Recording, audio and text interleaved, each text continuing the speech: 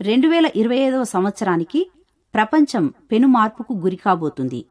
ఏ విధంగా అన్న ప్రశ్న నీకు కలగొచ్చు. కొన్ని ఉదాహరణలు గుర్తుచేస్తాను. 1998లో కొడాక్ కంపెనీ 1,70,000 మందికి జీవనోపాధి ఇచ్చింది. ఈరోజు ఎంతో కష్టం మీద 5,000 మంది ఉండొచ్చు.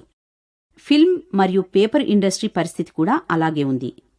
ఐఎస్డి మరియు ఎస్టీడీ స్థానిక విదేశీ ఫోన్ బూతులు, సదరు సేవలు ఈ రోజున కనుమరుగైపోయాయి. టేప్ రికార్డర్, వీసీఆర్, డీవీడీ ప్లేయర్లు, ఇలా ఎంతో జాబితా ఉంది కాలగర్భంలో కలిసిపోతూ. భవిష్యత్తులో డ్రైవర్తో పనిలేని కార్లు రాబోతున్నాయి. కార్లు, బండ్లు కొనడం, వాటి నిర్వహణ ముందుకు పెద్దగా ఉండబోవడం లేదు. డ్రైవింగ్ లైసెన్స్ అనేది కూడా ప్రాముఖ్యంగా ఉండకపోవచ్చు. పార్కింగ్ సమస్యలు కూడా ఉండవు.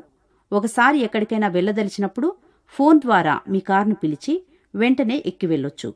మీ కారు మిమ్మల్ని క్షేమంగా గమ్యం చేరుస్తుంది. ఇంధనానికి డబ్బులు చెల్లిస్తే సరిపోతుంది. ఇంకేమీ అవసరం ఉండదు. ప్రపంచ కార్ల మార్కెట్ 90% పడిపోయింది. 10 కోట్ల మంది ప్రజలు తమ జీవనోపాధిని కోల్పోతున్నారు.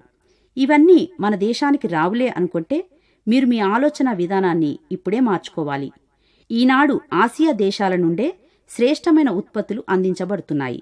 మన భారతదేశం ఉత్పాదకాలలో ముందుంది. అనేక ఏండ్లుగా జరిగిన అభివృద్ధి మరికొద్ది సంవత్సరాల్లో రెట్టింపవుతుంది. జరిగే మార్పులు లేక సంఘటనలు వీటికి ఆశ్చర్యపోవద్దు.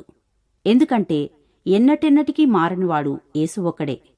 లోకంలో జరిగేవి, జరగనున్న వేటికి భయపడొద్దు. ఎందుకంటే మనం నమ్మిన దేవుడు నిన్న, నేడు, రేపు ఎల్లవేళలా ఏకరీతిగా ఉన్నాడు. కనుక ఆయనను మాత్రమే నమ్ముకోవచ్చు. ఇట్టి చింతలేనట్టి విశ్వాస సంతోష జీవితాన్ని ఆహ్వానిద్దామా?